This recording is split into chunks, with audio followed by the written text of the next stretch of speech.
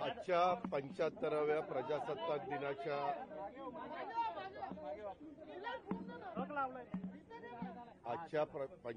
प्रजासत्ताक दिनाच्या मी महाराष्ट्रातल्या तमाम जनतेला सर्वांनाच मनापासून शुभेच्छा देतो। दरवर्षीच्या प्रथेप्रमाणे वेगवेगळ्या जिल्ह्यांमध्ये जिल्हाधिकाऱ्यांच्या पालकमंत्र्यांच्या हस्ते झेंडावंदन संपलेलं आहे। शिवाजी पार्कचं राज्यपाल महोदयांच्या हस्ते असते, तिथं मुख्यमंत्री स्वतः इथं उपस्थित आहेत आणि एकंदरीतच वेगवेगळ्यांना जे पद्म पुरस्कार मिळालेले आहेत, पद्मभूषण असेल, पद्मश्री असेल, हे जे मिळालेले आहेत त्यांचंही आपण सगळ्यांनी कौतुक केलेलं आहे आणि इतर राष्ट्रपती पदक विजेते पण आमच्या पोलीस खात्याचे आहेत, त्यांचं पण त्या ठिकाणी कौतुक केलेलं आहे। आज आम्ही आत्ता सगळे अधिकारी आणि सगळे आम्ही बसलो होतो की काही इतर महत्त्वाच्या गोष्टी आहेत आणि अनाईशा 26 जानेवारीच्या निमित्तानं आमचे दोन्ही सीपी पुणे पिंपरी चिंचवड, एसपी, दोन्ही आयुक्त, पीएमसी पीसीएमसीचे विभागीय आयुक्त, कलेक्टर, सीओ असे सगळेच अधिकारी हजर असतात, पीएमआरडीएचे आयुक्त। त्याच्यामुळे काही गोष्टी काल तुम्हाला माहिती असेल की आम्ही पुणे इंदापूरला कार्यक्रमाला होतो, त्यावेळेस त्यांनी न्यायाधीशांनी असं सांगितलं की मुळशीमध्ये पौडला जागा पाहिजे, तिथं एक कोर्ट सुरू करायचंय। अशा पद्धतीनं काही ठिकाणी कोर्ट सुरू करायचे, त्यांचे काही प्रश्न होते, ते सगळे प्रश्न आता आम्ही बसून त्या ठिकाणी मार्गी लावले। ज्यांचं काम ज्यांच्याकडे होतं त्यांनी त्या ठिकाणी करायचं ठरवलेलं आहे आणि अशा पद्धतीची ती आजची मीटिंग झालेली आहे। तुम्हाला काही प्रश्न विचारायचे? जीबीएसच्या संदर्भामध्ये काल एक नागरिकांनी मला 10 लाखाचं बिल दाखवलं, मी ते आयुक्तांना पाठवलं।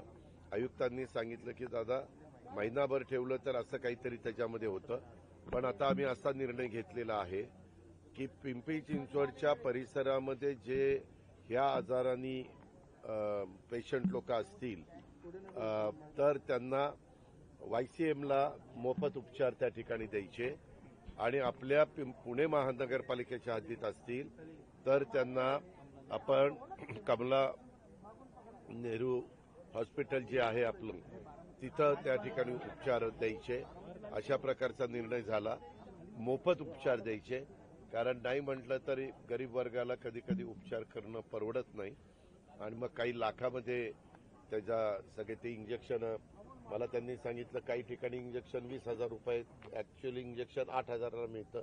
पण आता नागरिकांचं आरोग्य चांगलं ठेवणं हे कॉर्पोरेशनची पण जबाबदारी असते, राज्य सरकारची पण जबाबदारी असते।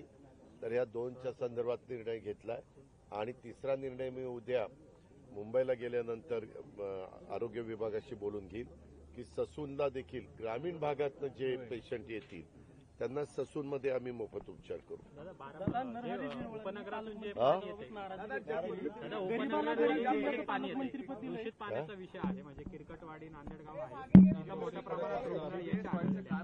अहो त्यांनी, मी परवाच तुमच्याशी सर्किट हाऊसला बोलत असताना सांगितलं, मेन पाणी हा मुद्दा आहे आणि म्हणून त्यांनी आवाहन केलेलं आहे कुठेही जरी तुम्ही पाणी पित असला तर पाणी पूर्णपणे उकळून प्या असं सांगितलेलं आहे।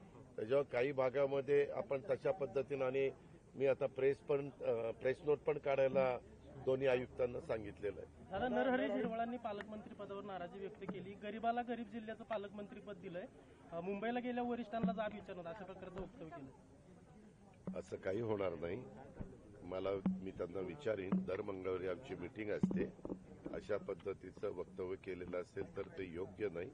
मी त्यांच्याशी चर्चा करून काय गैरसमज झालेला असेल तर तो दूर करेल। पुण्यातले आपले जे सहकारी आहेत बाबुराव तांदळे यांनी काल एका ज्येष्ठ नागरिकाला मारहाण केलेली आहे। बाबुराव तांदळे, मला ती फिल्म, ते छोटी क्लिप पाहायला मिळाली, हे अतिशय चुकीचं आहे। कुणालाही कायदा हातामध्ये घेता येत नाही, तो अधिकार कुणालाही आपण दिलेला नाही। त्याच्यामुळं मी सकाळी फोन केला होता, परंतु त्याने फोन डायव्हर्ट केलेला होता। त्याच्या मुलाशी मी बोललो, मुलगा म्हणला की नाही ते घरात बाहेर गेलेले। मी त्याला म्हणलं की हे जे काही मी क्लिप बघितलेली ती मला अजिबात आवडलेली नाहीये. अशा पद्धतीनं राष्ट्रवादी काँग्रेस पक्षाच्या कुठल्या कार्यकर्त्यांनी केलेलं मी खपून पण घेणार नाही. मला त्याच्या संदर्भामध्ये त्याला बोलून त्याला जाब विचारायचा की याच्या पाठीमागचं कारण काय. आणि अरे बाबा, समोरच्याने कंप्लेंट केली तर कारवाई होईल ना, का तू तोंडी सांगून कारवाई होणार आहे? जर उद्याच्याला ज्याला कोणाला लागले त्यांनी पण कंप्लेंट केली पाहिजे. कंप्लेंट केल्यानंतर कारवाई होणारच. दादा, मनोज जरांगे पाटील पुन्हा एकदा आंदोलनाला बसले. आज त्यांच्या आंदोलनाचा दुसरा दिवस आहे. दादा, आक्षेप घेतलाय आता पुन्हा एकदा, म्हणजे आंदोलनासाठी देखील कुठलं नाना पटोले आता विधानसभेला जे मतदान झालं त्याच्या आकडेवारीवर त्यांनी संशय घेतला. जाऊ दे रे, हा सगळा अधिकार निवडणूक आयोगाचा आहे. त्याच्यावर निवडणूक आयोगाकडे ज्याला कुणाला वाटतं त्यांनी तक्रार करावी. सगळ्यांचे जे काही मशीन्स आहेत ईव्हीएम हे सगळे लॉक करून ठेवलेले आहेत. त्याच्यावर कोर्ट त्यांना जे काही करायचं असेल त्यांनी कोर्टामध्ये किंवा निवडणूक आयोगाकडे साहेबांची म्हणजे शरद पवारांची भेट घेत आहेत, उद्धव साहेबांची भेट. ठीक आहे, तो त्यांचा अधिकार आहे ना. भेट घ्यायला उद्या तुझी भेट घेतली म्हणून बिघडलो कुठं, तो त्यांचा अधिकार आहे. भेट द्यायची का नाही ते तू ठरव. जरांगे पाटील परत एकदा आंदोलनाला बसले. दादा, आज दुसरा दिवस आहे आंदोलनाचा. मी काल आमचे तिथले तहसीलदार गेलेले होते. तहसीलदार त्यांना भेटले. त्यांचं निवेदन तहसीलदारनी सरकारकडे पाठवलंय. काल होता शनिवार, आज आहे रविवार. त्याच्यावर 2 दिवस सुट्टी आहे आणि आज प्रजासत्ताक दिन आहे. आता गेल्यानंतर काय निवेदन आहे, काय मागण्या आहेत, त्या संदर्भामध्ये जास्तीत जास्त मागण्या सोडवण्याचा प्रयत्न हा आमच्या महायुतीच्या सरकारचा आहे. त्याच्यात कुठलं काही राहिलेलं असेल तर आम्ही लक्ष घालू. दादा, 4 दिवस झाले साहेबांचे सगळे प्रोग्राम रद्द करण्यात आले. त्यांची तब्येत त्या संदर्भामध्ये ज्या दिवशी व्हीएसआयचा कार्यक्रम होता त्याच वेळेस त्यांच्या छातीमध्ये कफ झालेला जाणवत होता. बोलताना पण तुम्ही पाहत होता. काही वेळेस आम्ही त्यांना जयंत पाटील होते, मी होतो, बरेच जण होते. आम्ही आता सगळ्यांची नावं घेत बसत नाही. तर आम्ही म्हणलं की साहेब विश्रांती घ्या. तर साहेब ते म्हणले मला कोल्हापूरला जायचं, माझा कोल्हापूरला कार्यक्रम आहे. आणि ते तिथले सगळे कार्यक्रम संपल्यानंतर कोल्हापूरला गेले. पण कोल्हापूरला तो त्रास वाढला. मग मात्र ते मुंबईला गेलेत आणि 4 दिवसाची विश्रांती डॉक्टरांनी त्यांना घ्यायला सांगितलेली आहे आणि ते विश्रांती घेतात. दादा, तुम्ही सांगितल्यानंतर साहेब ऐकत नाही, त्याच्यानंतर त्रास वाढतो असं दिसतं. नाही, असं नाहीये. साहेब आहेत, तू कशाला आणखी लावायला. हसन मुश्रीफ नाराज आहेत पालकमंत्री पदावर. मी योग्य वेळी बोलेल, योग्य ठिकाणी असं ठीक आहे. हे तू माझ्या राष्ट्रवादीच्या कुठल्या मंत्र्यांची काही काळजी करू नको. अजित पवार खंबीर आहे. हसन मुश्रीफ, त्याच्यात नरहरी झिरवाळ, जे कुणाचं असेल त्याचं मी बघेन.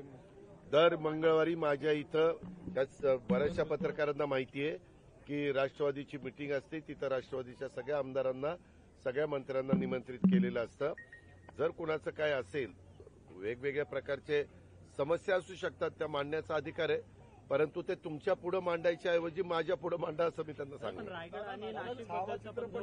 त्या संदर्भामध्ये आपल्या राज्याच्या मुख्यमंत्र्यांचा तो पूर्ण अधिकार आहे. राज्याचे मुख्यमंत्री आता आलेले आहेत. झेंडावंदन त्या दोघांनी केलेलं आहे. ते स्टे दिलेल्याच्या बाबतीमध्ये योग्य तो निर्णय मुख्यमंत्री घेतील. मुख्यमंत्र्यांनी दिलेला निर्णय आम्हाला सगळ्यांना मान्य आहे. छावा चित्रपटाच्या विषयावर राज्यात 2 दिवसापासून काल मी खासदार आमचे महायुतीचे उदयनराजे भोसले त्यांचं स्टेटमेंट वाचलं, म्हणजे ऐकलं, टीव्हीवरच ऐकलं. त्याच्यामध्ये त्यांनी त्या व्यक्तीला सांगितलं, तर ती प्रोड्युसर का हे होतं मला माहित नाही, पण त्याला त्यांनी सांगितलं की आम्ही जे कुठले ज्याच्यातनं लोकांच्या भावना दुखवल्या गेलेल्या आहेत ते मी कट करतो असं काहीतरी त्यांना सांगितलं.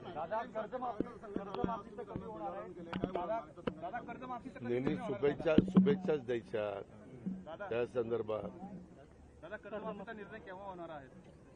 आता नवीन अर्थसंकल्प येतोय. फेब्रुवारीमध्ये केंद्राचा अर्थसंकल्प आहे. मार्चमध्ये आपल्या राज्याचा अर्थसंकल्प सगळ्यांशी चर्चा करून तारीख ठरेल. त्या तारखेला अर्थसंकल्प येईल. राज्याची एकंदरीत सगळी परिस्थिती लक्षामध्ये घेऊन काय कशा पद्धतीच्या गोष्टी करायच्या ते त्यावेळेस सांगितलं जाईल. आता सांगितलं तर तो माझ्यावर हक्काभंग होईल, त्याच्यावर मी त्यावेळेस सांगेन. दादा एका इंग्रजी वृत्तपत्राच्या दाव्यानुसार केली जाते जे काही त्याच्यामध्ये ते पण माझं मुख्यमंत्र्यांशी बोलणं झालं. मुख्यमंत्री महोदय म्हणले की मी स्वतः दावोसला प्रेस घेतलेली होती. मी म्हणलं तुम्ही इथं पण प्रेस घ्या.